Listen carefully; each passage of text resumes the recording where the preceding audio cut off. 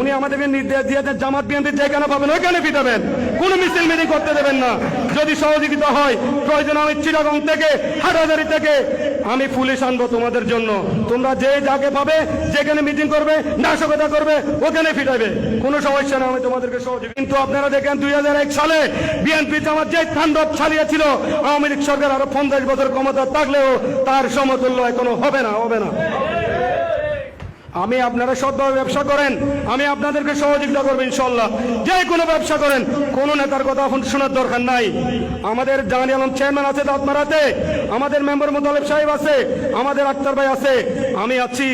আমাদের অত্যন্ত একজন ভালো সৎ একজন ওসি আমরা পেয়েছি ভূজপুরে, উনি অত্যন্ত ভালো লোক।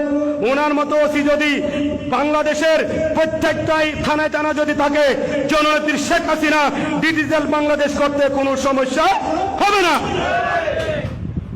উনি যখন আসছে দানমারাতে ভূজপুরে, ইয়াবা ব্যবসা মাদক ব্যবসার সব পালিয়েছে,